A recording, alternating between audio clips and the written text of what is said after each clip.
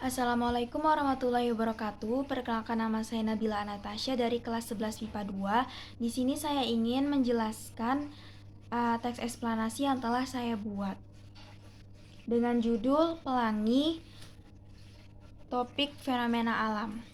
Yang pertama adalah pernyataan umum. Pernyataan umum itu berisi penjelasan secara umum, biasanya bisa definisi, klasifikasi, asal-usul, maupun sejarah.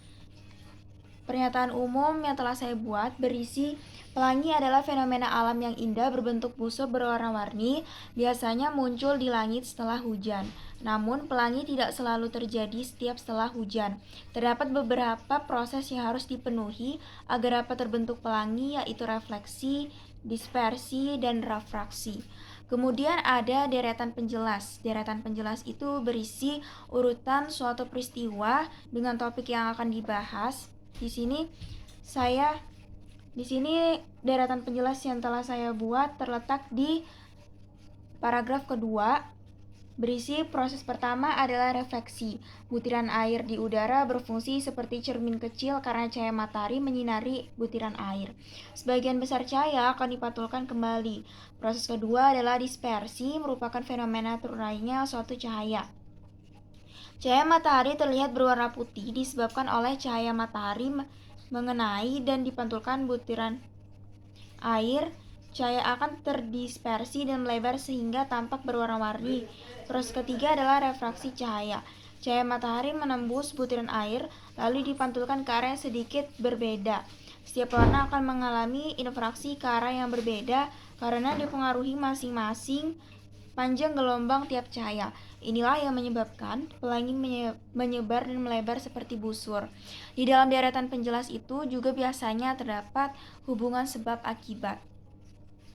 Lalu ada interpretasi. Interpretasi itu adalah sudut pandang penulis, bersifat opsional, tapi di sini saya sudah membuat di paragraf ketiga, berisi pelangi berbentuk seperti busur karena kita hanya melihat setengah lingkaran dari cahaya yang dipantulkan oleh butiran air.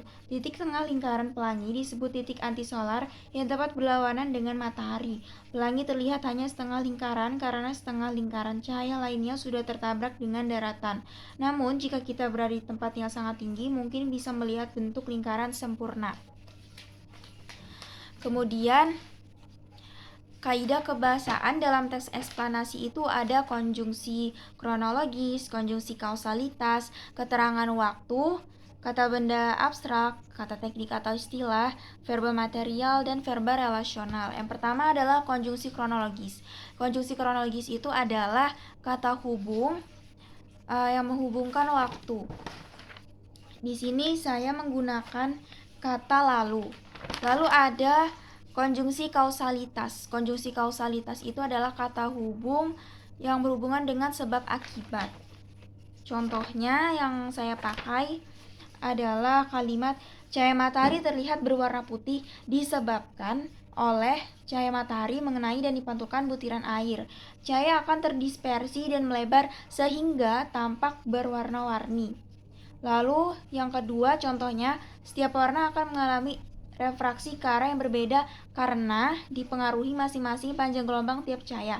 Inilah yang menyebabkan pelangi menyebar dan melebar seperti busur. Lalu ada keterangan waktu. Di sini saya menggunakan kata biasanya dan tidak selalu. Lalu ada kata benda abstrak. Kata benda abstrak itu adalah sesuatu yang tidak bisa dilihat oleh panca indera namun bisa dirasakan. Contohnya yang saya pakai di sini adalah kata indah. Lalu ada kata teknis atau istilah. Saya menggunakan kata fenomena, refleksi, dispersi, refraksi, dan antisolar. Kemudian ada verba material.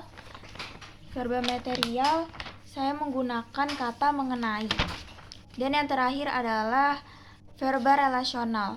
Verba relasional itu adalah kata kerja yang fungsinya itu menghubungkan antara subjek dengan predikat. Contohnya yang saya pakai ini adalah kata merupakan. Lalu penutup di sini terletak di paragraf ketiga yang berisi interpretasi. Sekian presentasi dari saya. Kurang lebihnya mohon maaf. Terima kasih atas perhatiannya. Wassalamualaikum warahmatullahi wabarakatuh.